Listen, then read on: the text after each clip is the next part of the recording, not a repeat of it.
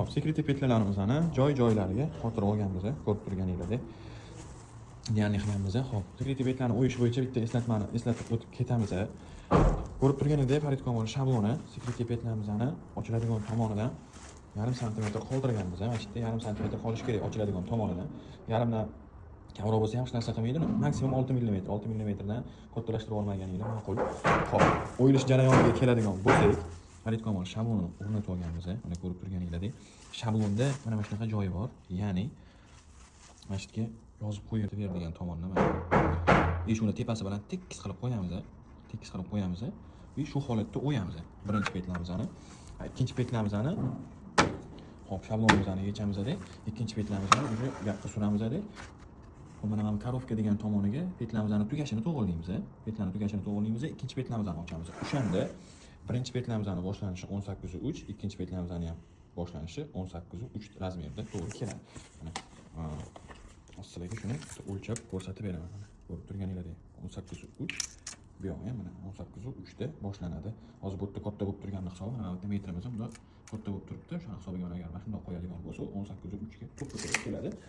Pastki qismida ham xuddi shunaqa. Pastki tomonida ham mana shablonimizni olib kelamiz. Shablonimizni olib kelamiz. Shablonni olib kelganimizdan keyin shablonni olib kelib mana dver, ya'ni kichkina tomonini to'g'rilaymiz. Kichkina tomonini to'g'rilaymiz. Mana korobka tomoni o'zi 3 mm zazorda tepaga qarab turibdi. Bunisini ham ochib olamiz. Endi korobkaga keladigan bo'lsa, o'yib olganmiz. Korobkani yig'masdan oldin o'yib olganingiz biz, gradus kesib, yig'masdan oldin o'yib olganinglar yaxshiroq. Korobkaga kelganimizda shablonni shunday olamiz. Mana aytganimdek, boyaga mana shunday olib kelib taqaganimizda mana ko'ryapsizlarmi? Zazori mana bo'lib turibdi. 3 mm zazor bo'lib turibdi. Shu holatda o'yiladi, petlar shu holatda o'yilsa, adinka adnami 3 mm tepasida zazor bilan chiqib keladi. Keyingisini ham xuddi shunaqa qilamiz. Mana bunga qo'yamiz. Aytganimdek, katta tomoniga qo'yib turib, o'rtasini bir xil qilib, keyingisini qo'yib olganmiz. Xo'p.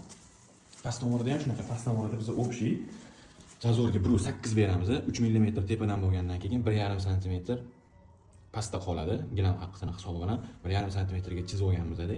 Chizgan chizig'imizga, shuni tugashiga, chizig'imizni mana shuni tugashiga qo'yamiz. Hop, bu korobkaniki bo'lsa, tagida eshigniki mana shu eshikni tugashiga korobkamizni dver tomonini to'g'rilaymiz va shablonimizni qo'yib qo'yib olamiz. Albatta, bu именно Farid Komil shabloni uchun emas, boshqa shablonlarda ham bor. Videomiz yoqqan bo'lsa, bitta like bosib, foydali bo'lgan bo'lsa, eshuvchi tanish bo'lsa, akalarga jo'natib qo'yamiz. Eshuvchi Murodjonni kuzatishdan charchamanglar.